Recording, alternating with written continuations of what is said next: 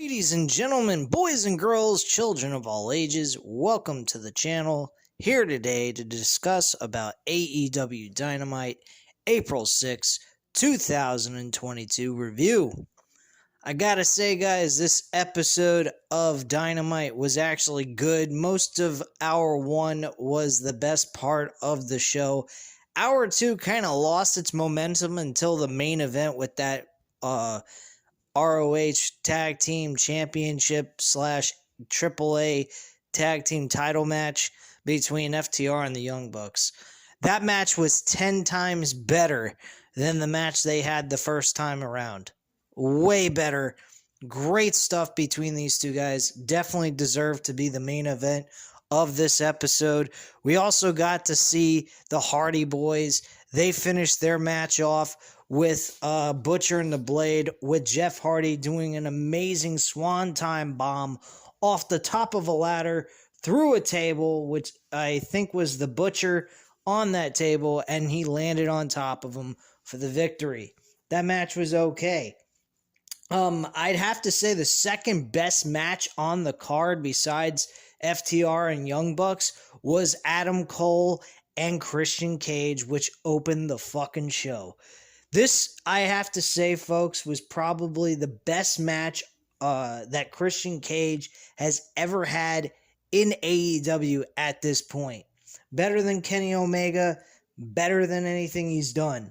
He also was very frustrated later on the show. He went ahead and showed his frustrations to Jungle Boy and Luchasaurus. Jurassic Express with Jungle Boy and Luchasaurus will be defending their tag team titles next week. So another tag team championship match will be taking place on Dynamite. And not to mention, guys, we are seeing them battle over tag team gold with another tag team that is very, very good. So we're getting back-to-back weeks of great tag team wrestling with championship belts on the line.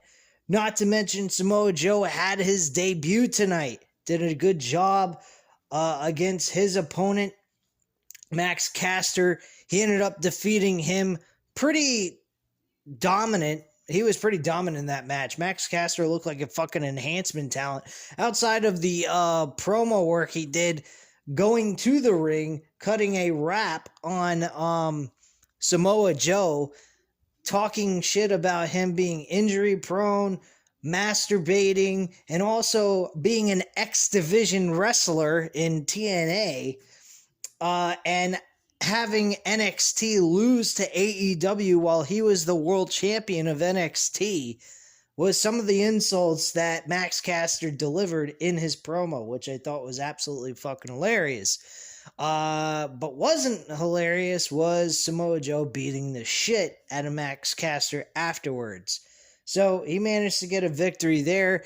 Jay Lethal and Samoa Joe seem like they're going to be developing a storyline leading into either a pay-per-view or Ring of Honor television, one of the two, or maybe both. Who knows? Bottom line, Jonathan Gresham, they highlighted on the show winning both championships and then Jay Lethal turning heel.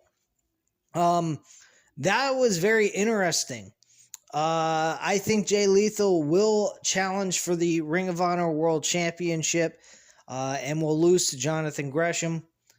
So keep an eye out for that on Ring of Honor. If you guys don't have the Honor Club with Ring of Honor Wrestling, go ahead and get it. It's only $9.99 a month. You get to see every single pay-per-view event that they air on their program. You never have to purchase $39.99 for a pay-per-view on Fight TV. You can strictly get it on Ring of Honor, ROHWrestling.com, and just go to the Honor Club section and just subscribe to it. Use your own email address and everything, that normal stuff, and create your own password, and you're all set, and just use the card that you prefer to go ahead and charge on a month-to-month basis.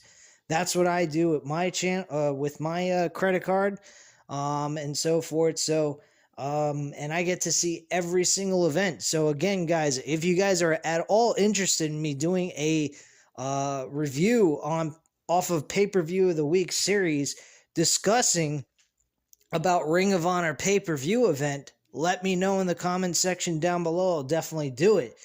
This coming Monday, I will be doing WrestleMania 24 since one of my subs did request that. I'll go ahead and deliver on that. But if you guys want to do something outside of WWE for me to review as a pay-per-view, let me know in the comment section down below. I greatly appreciate it. You guys can even ask for UFC reviews. I have UFC as well.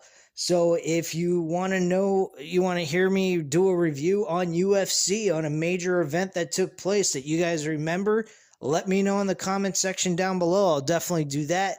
Ring of Honor, TNA, WCW, ECW.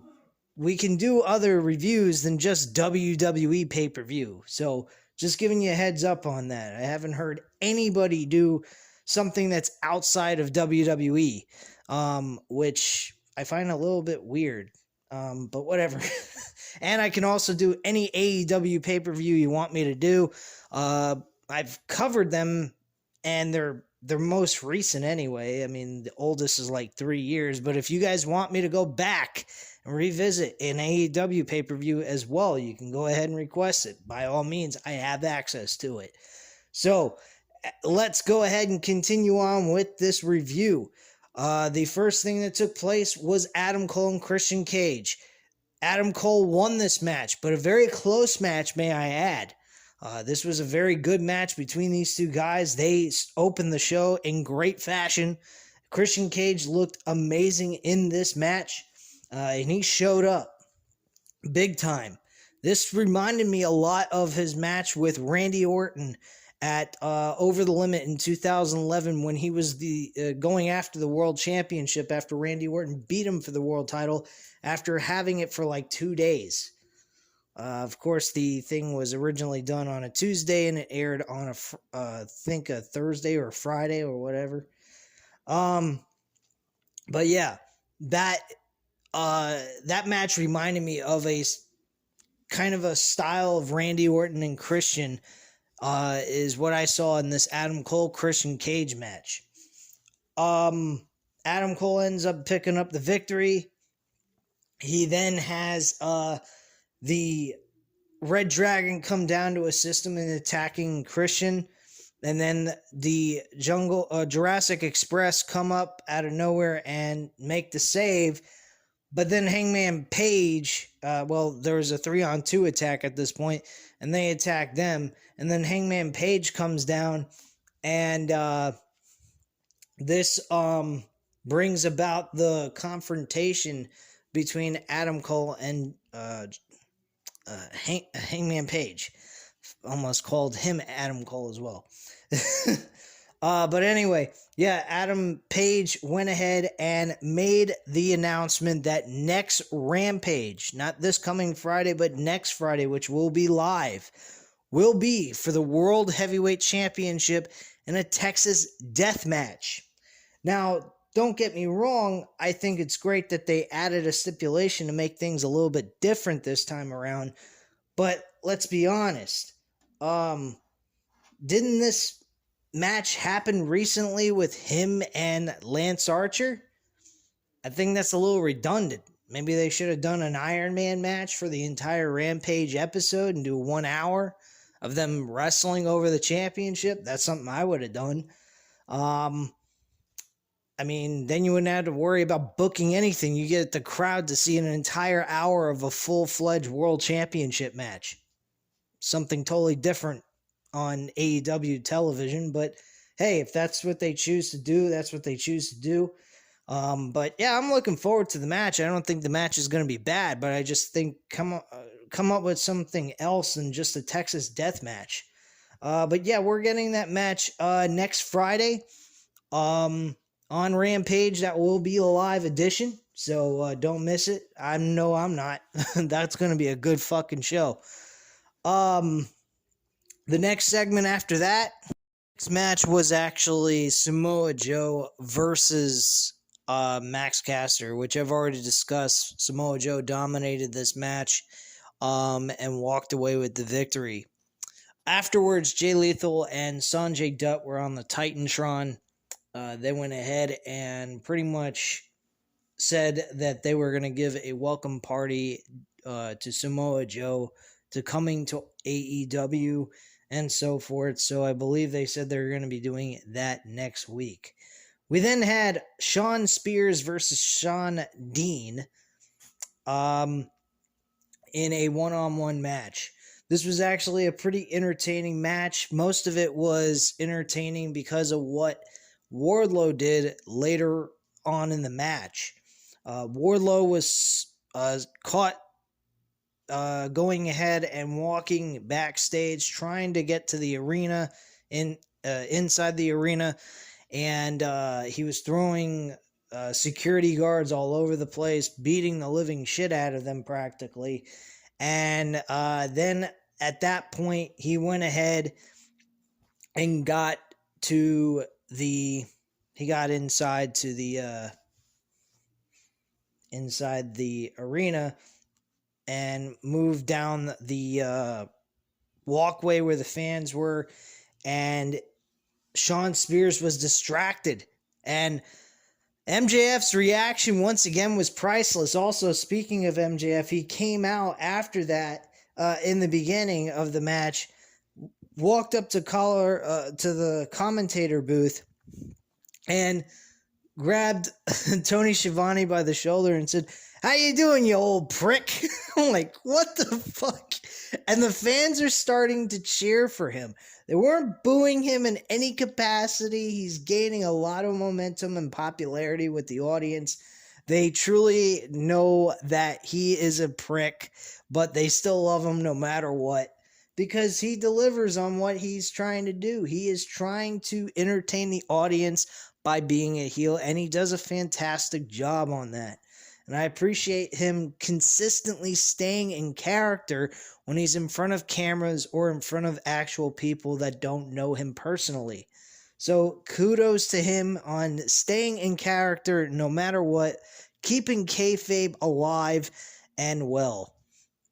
But anyway, well, technically kayfabe's dead, but he tries to keep it alive even though it's really isn't.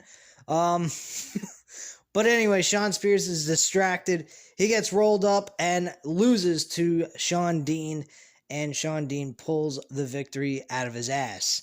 Very WWE-esque type of ending, I would say, but it wasn't all that big of a deal because Wardlow got a humongous pop by the crowd.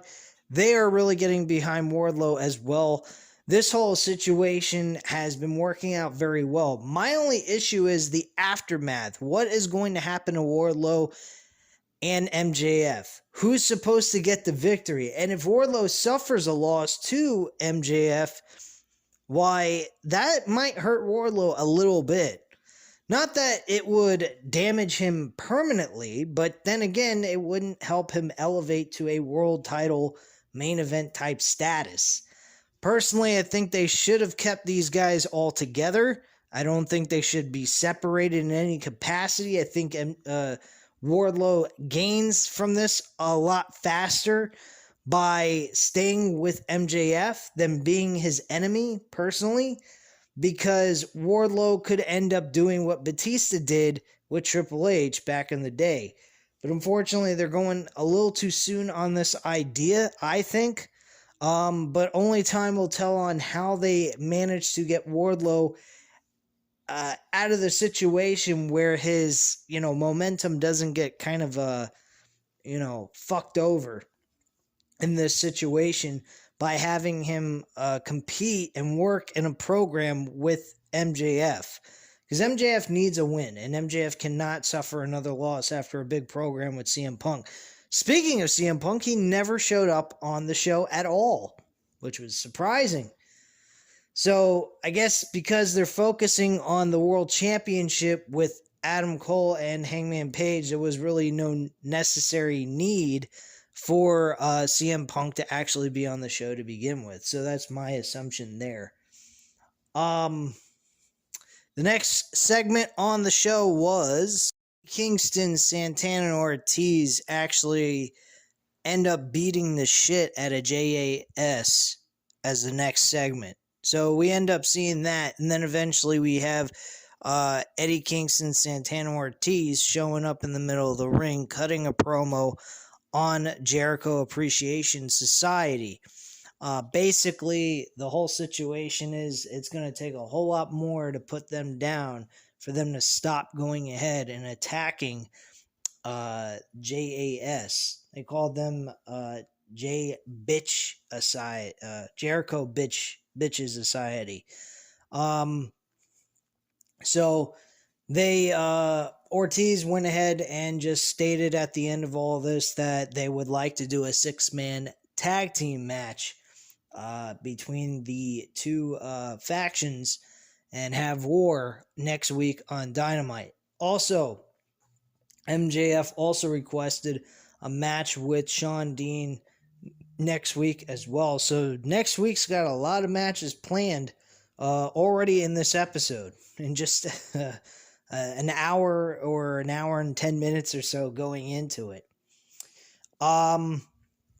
We then had a Jade Cargill come out, talk about her opponent, Marina Shafir, in her title defense. She pretty much mentioned that she is fed up of all these MMA fighters coming into AEW, wanting to be wrestlers and so forth. So she's pretty much fed up of that. She also was acting very much like Scott Steiner of the women's division by going ahead and calling the women in the crowd that she knows personally, called them the baddies of women. I don't quite understand that shit, but whatever. I don't know if she's trying to become the new Scott Steiner of the women's division, but all my freaks, holler if you hear me, you know? I'm like, what the fuck? What is she gonna start saying? Baddies, holler if you hear me. Like, what the fuck? Who gives a shit, man? But yeah, her next opponent is Marina Shafir. I'm not quite sure how that's gonna turn out. That should be interesting. But yeah. The next match, though, that was on the card was the table match between Butcher and the Blade versus the Hardy Boys. Well, they just call them the Hardys instead of the Hardy Boys, but whatever. Anyway, the Hardys went up against Butcher and the Blade in this tag team tables match, which was by elimination. The first person that was actually eliminated was Jeff Hardy, technically. Then this led to the Butcher going ahead and getting eliminated by Matt Hardy with a patented leg drop from the top rope through the table and eliminating the Butcher. The final elimination came with the Blade. And the Blade, as I already mentioned, was stacked on top of the table. And then Jeff Hardy assisted Matt Hardy with the Swanton Bomb off the top of the ladder through the table and got the victory for their team, and they won the match. Pretty solid, entertaining matchup. Not as good as I thought it would be. I figured it would be at the level of like FTR and the Young Bucks, but unfortunately that was not the case. I don't know why, but it didn't really work out very well in my opinion. I think the match was good. I'm saying it's good. I was figuring it was going to be spectacular, unbelievable. Or in WrestleMania 38's great word, stupendous. But yeah, this match was a solid match. It wasn't like, mind-boggling insane like the Ring of Honor tag team title match was. But it wasn't bad nonetheless. I'd say it was the third best match on the card, probably, you could say. Because I think Adam Cole and Hangman Page, or Adam Cole and Christian Cage did a great job together in their match that kind of, I felt, was better than the tables match. Just my opinion. Others might disagree with me if that's how you feel. Hey, I mean, it's kind of a toss-up, but I'd say that Adam Cole and Christian Cage outbeat the tables match. So the next segment was Hikaru Shida versus Julia Hart in a Owen Hart Foundation not qualifier, but tournament matchup. This match was whatever. Hikaru Shida won. Julia Hart tried to put up a fight to win, but unfortunately she was short in this match and lost the match to Shida. I really have nothing much to say about it. I didn't really pay much attention to it to begin with, so I don't particularly care for this match all that much. After the match, though, Serena Deeb showed up, and she was ready to have a war with chairs, and Hikaru Shida grabbed a kendo stick, and they had a standoff with their chosen weapons. And that's pretty much what took place there. The next thing was Christian Cage showing his dislike about his loss in the match he had, and then we also had the announcement that Jurassic Express will defend their tag team titles against the Red Dragon next week on Dynamite. The next thing that took place was Swerve Strickland. He actually had a segment. He was talking about being at the Grammys. He enjoyed his time there and his weekend was fun, but he did not enjoy the week when he got put through a table by Hobbs and Ricky Starks. But he tells, I think it was Alex Martinez, that Alex Marvez, excuse me, that he is needing to attend to some business backstage. So he goes ahead, he walks back to his locker room. I believe he was going to talk to Keith Lee, and he was ambushed by Will Hobbs and Ricky Starks. Eventually, Keith Lee came to the rescue, put Will Hobbs right through a fucking wall, which the wall was made out of fucking paper mache, I would have to say, and pretty much very similar to what we saw in WWE back in the Ruthless Aggression era, if you remember that. I think it was Goldberg putting Mark Henry through a wall, or putting him through a fucking a door or some shit. Very similar stuff. And he was in another locker room. Oh yeah, it was Brock Lesnar on SmackDown. He put somebody through a fucking wall in the next locker room, which was pretty hilarious. But yeah, that's pretty much what happened there. And then we had the main event with FTR defending the Ring of Honor tag team titles plus the AAA tag team belts against the Young Bucks. And man, were the Young Bucks extremely close to winning this match, but unfortunately they end up falling short in this matchup. But man, what a hell of a main event it was. It felt very much like a pay-per-view quality match, and these two teams busted their asses throughout the entire match. I have no words to say, but terrific job by these two men by entertaining the masses in that audience and the people at home.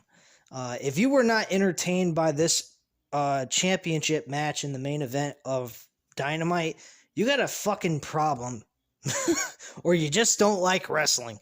Plain and simple. But yeah, that's how the show goes off the air. They celebrated. There was a move. The big rig was utilized by the Young Bucks. They almost won the match with that move. They also, the FTR utilized the double knee trigger that the Young Bucks usually do. And the Young Bucks almost won the match, by the way. They utilized the double knee trigger to, I believe it was Dax Hardwood. No, it was Cash Wheeler. And he rolled him up. I think it was trying to remember which Jackson it was. I think it was Matt Jackson. He rolled him up for the pinfall, and his foot was touching the rope. The referee counted to 3 and they thought they won the match, but unfortunately that was not the case. The referee reversed his decision. He did not see the foot on the rope. He made a mistake. He said he would have to restart the match and they will have to continue on with this matchup anyway. So the match continues. FTR utilizes the double knee trigger and then the big rig to get the victory at the end of the day. So great matchup by these two teams, and man, did Young Bucks come extremely close to winning these tag titles, but I figured that wouldn't happen since FTR just won the belts. I don't think they'd surrender the belts that quickly. That'd be a little retarded. Not to mention, FTR did not get a win over the Young Bucks, so this kind of 50-50 booking I'm okay with, simply because of the fact that they haven't fought each other in a very long while, number one. And number two, FTR couldn't afford to lose the belts already after just winning them a couple of days ago from last Friday. So that would have been a little bit weird. Anyway, guys, that's pretty much the overall review on this episode. A very decent episode, may I add. Hour 1, again, was spectacular. It was awesome. But Hour 2 kind of lost its momentum. I was losing interest in it until the main event. And the main event just made everything so much better for Hour 2. If it wasn't for that main event, I think Hour 2 would have really sucked. Because I mean, the table match was fun, but it's stuff we've seen before. But that tag team title match, man, that was fucking icing on the cake for me, man. That was a great match and a great way to close out the entire episode altogether. Anyway, guys, at this time, you know what to do. Hit the like button if you liked the video. Hit the subscribe button if you're not already subscribed to the channel. And, of course, as always, leave a comment down below. I'll definitely get back to you on that. And I thank you guys very much for watching. Have a great night, guys, and I'll speak to you again soon. Bye.